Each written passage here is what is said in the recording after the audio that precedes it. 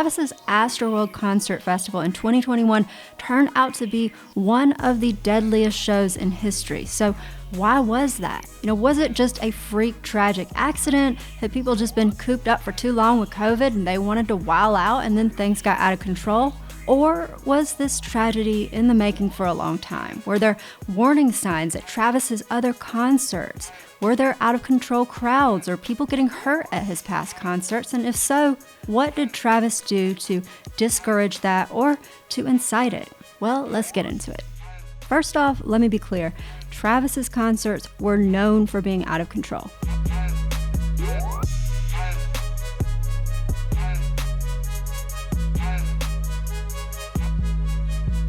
That's why you see articles titled, "I Tried Not to Die at the Travis Scott Show Last Night," and YouTube videos titled, "Inside a Mosh Pit at a Travis Scott Concert Near Death." This chaos is what Travis was known for. Before the Astroworld tragedy, Travis Scott's raging is what made him a star. People loved this about his show.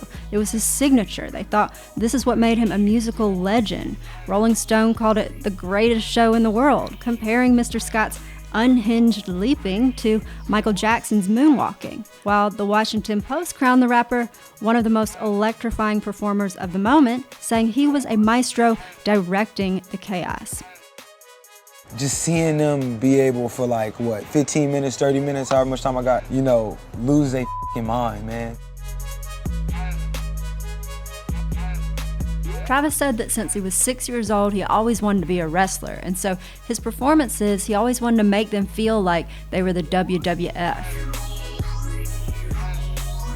Oh my God!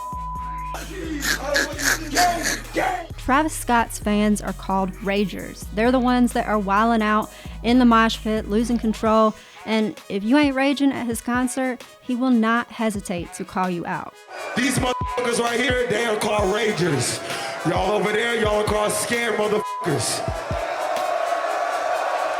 Turn and look at these scared motherfuckers and let me get a loud you on the count of 3. 1, 2, 3, fuck you! If you go to his show and you stand still, you are a bystander, and Travis does not want that. We don't want you standing around like this is a no-stand zone. I don't want to see nobody on the outskirts chilling. This is not a pew show. If you want to watch, go get a burger. If you want to have fun, get in the pit. Travis Scott does not like bystanders. Okay? Hey, yo, listen, son. This is not no motherfucking ballet. This ain't no runway. This ain't no motherfucking dance show. You either get on this stage and rage or take your motherfucking home, you understand? If you're scared, the X is right there. Travis Scott's whole aesthetic is about rebellion. Travis wants and he will demand mayhem at his concerts. And if security tries to get in the way of that, he will step in and prevent security from doing their job, which is to keep his fans safe. Hey! All you security motherfuckers, listen. If a motherfucking crowd surf, you let them. If they fall out, you put them back in there. If you keep them out, all these motherfuckers gonna choke your. Hey, yo, security. Yo, you. Back the up, bro. Nothing shows Travis's anti-security ways quite like his performance or his attempted performance at the Lollapalooza Festival in 2015. So Travis comes on stage and he starts amping up the crowd, and then fans start climbing over the security barricades toward the stage. So security starts to intervene and Travis yells at them to stop. Keep them there. No. Stay right there. More. He's the real one. That's the real one. More. I want chaos. Don't you kick them off. Let's go. Everybody in the green shirt, get the back. And so the crowd is totally out of control by this point, and security and event staff are trying to get a hold of the situation so that it doesn't get dangerous, but Travis keeps stopping them from doing that. Middle finger up to security right now. Yeah. We want rage. Yeah. Stop touching these rangers, man. Don't touch them. All the security back the up. So now everybody's climbing on the stage and things are a total hot mess by this point. And this is where Travis decides Now I need to pull back. I need to try to control this chaos that I just created. But by this point, you know, the crowd's off the chain. Yo, one ranger at a time. Down, down. Look at this kid over here just trying to get his selfie in and flex to his friends on Instagram. You know, these kids are just having the time of their lives right now. And Travis is acting like the substitute teacher who's trying to get all the students to go back to their seats, and he's angry and yelling. And look at this kid. I bet he's like, "You told me 2 seconds ago to rage, Travis." And of course, when security tries to get people under control, it doesn't go well. And then I guess somebody tells Travis, look, we're gonna have to pull the plug. Like, we're gonna have to end this whole thing. And he's like, no, it's fine. Like, it's cool, we can start over, it's all good. We can start over, everybody just get down. Everybody just get down. You know, this was just a little hiccup, it's fine. It's good. But it wasn't fine because his show gets shut down about 5 minutes after he starts, and all that rage that Travis wanted resulted in a stampede that trampled a 15-year-old girl, according to the New York Times. Now, what does Travis do? He ends up leaving. He flees the scene, but he is later arrested on charges of reckless conduct, and he ends up pleading guilty to that. According to Rolling Stone, a judge orders Travis to remain under court supervision for a year.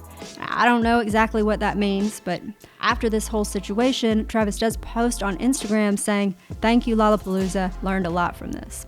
I don't know what exactly he learned, because his actions after this do not look like the actions of somebody who learned to prioritize the safety of their fans. I do wonder, and this is pure speculation on my part, I don't know, but I wonder, was he paid for this? Was he paid for this concert that had to get cut short because of this out of control crowd that he ended up causing and was actually arrested for? I would bet there is a clause somewhere in that contract that says you can't do what you did. You can't tell security not to do their jobs. And, you know, if I was the one who hired Travis, like, I wouldn't pay him. I don't see how he could fulfill his obligation in that contract to perform when it was his actions that shut the show down. But ultimately, I don't know if he got paid or not. But it does make me wonder that if he didn't, you know, is that the lesson that he learned? That no matter what, I'm not gonna stop performing. No matter how crazy things get, I cannot end my show early because then I don't get paid and I wanna get my paycheck.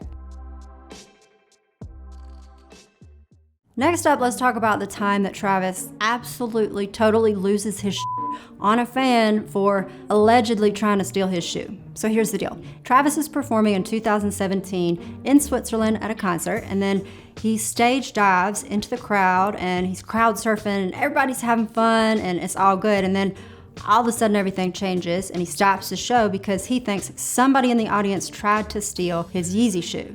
You tried to take my shoe? You want to be a thief? Come up. When Travis started telling the whole crowd to chant him up and was encouraging them to do that, that is where I was like, this went too far. You have a massive crowd of people who worship you, and you should know as a performer, you should know as a celebrity that if you tell that crowd to somebody up, they really could get up, that they could get seriously injured or even killed. And is your Yeezy shoe really worth that? Is it worth somebody dying for or getting seriously hurt? Like, how much are you getting paid right now for this show? Like, you can afford another shoe, bro. Not to mention, to me, I mean, I wasn't there. I know that there was a lot of commotion, but like, it didn't even look like he tried to steal your shoe. Simply put, crowds are sheep.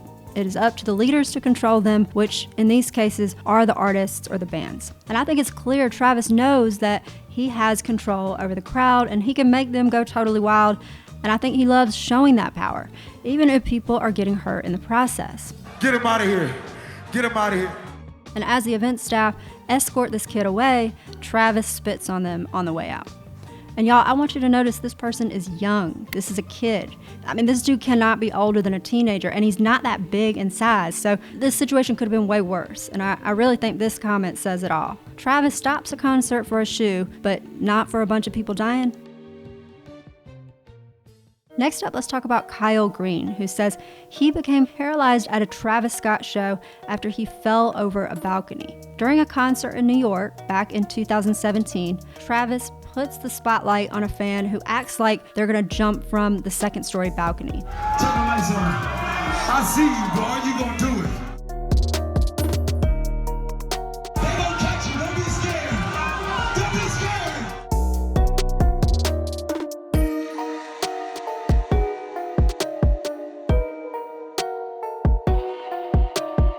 Now, that is not the guy who claims he was paralyzed after falling from a balcony at this concert, and neither is this girl, because there were actually a handful of people at this concert who jumped from the balcony.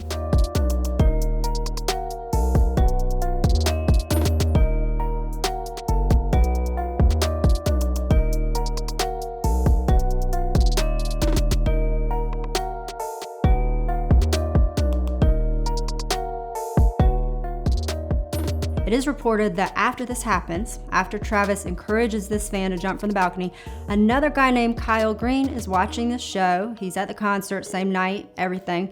The crowd is so out of control that he gets pushed off of the 3rd-story balcony, and when he falls, he gets seriously injured. So TMZ posted this video that it claims shows Kyle Green going over the balcony, and I am sorry, y'all, these are not my ugly graphics, but you can also see that this is a very blurry situation, and we've got strobe lights going off, and so I think it's kind of hard to tell exactly who this is, but I did find on YouTube another video that appears to show this same dude, but from a different angle, and you might be watching these videos thinking, it looks like Kyle jumped from the balcony, but really, there is so much movement going on and things are so fuzzy. For me, it's hard to tell exactly what happened. Also, everybody says that Kyle went over the 3rd-story balcony, but to me it looks like this dude in this video went over the 2nd story. That seems very obvious.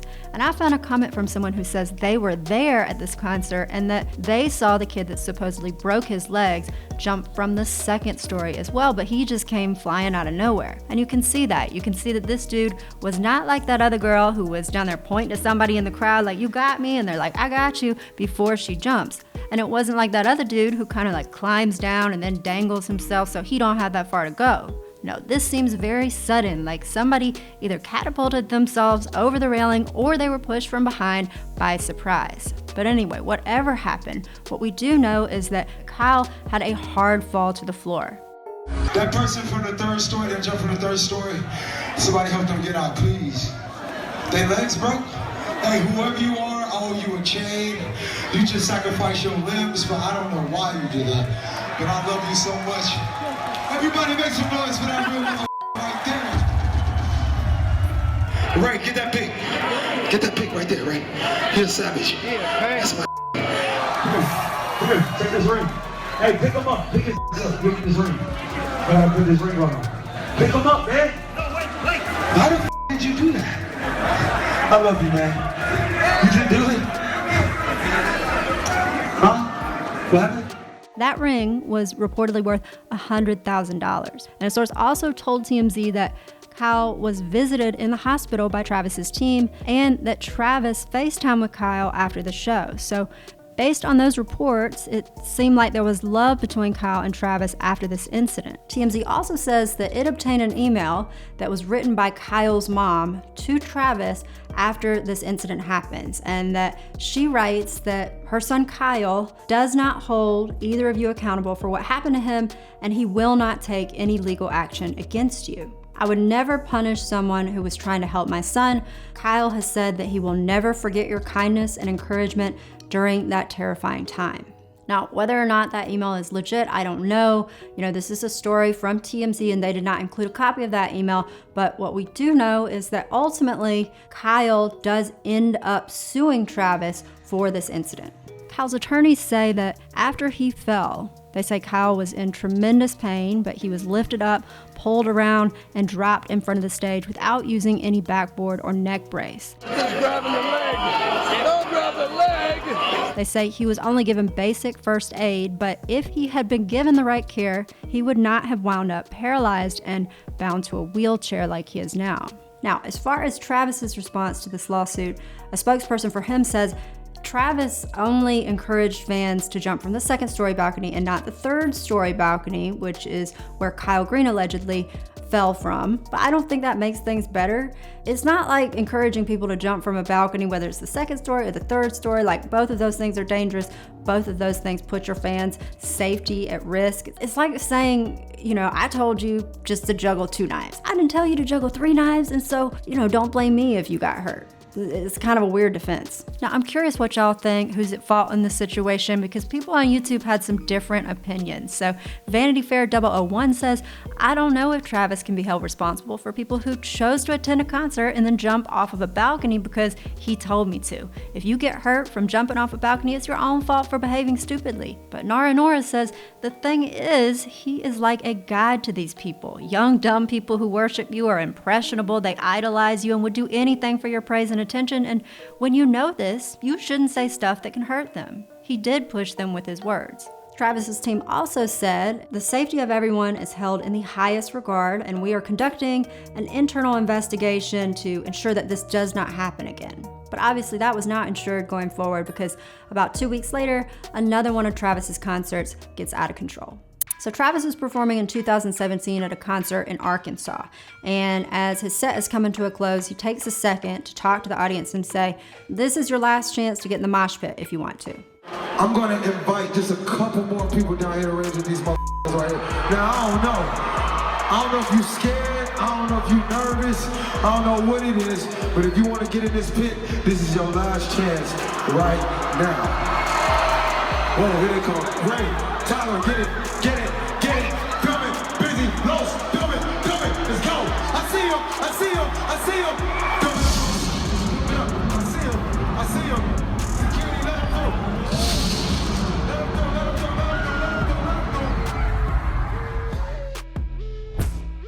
Travis was charged with something called suspicion of inciting a riot. And because people were injured in this incident, that means this charge becomes a felony in the state of Arkansas. But Travis avoided a felony charge because he was offered a plea deal. And so he only had to plead guilty to a misdemeanor of disorderly conduct, and he only had to pay a fine of under $7,500. And that don't hurt him. Let's just look at what Travis allegedly makes in one of his brand deals. $7,500 ain't nothing to a celebrity like Travis. I think that's a shame, because I mean, look, I know and I respect that there's a high burden of proof when it comes to convicting somebody in the United States of a crime, and there should be.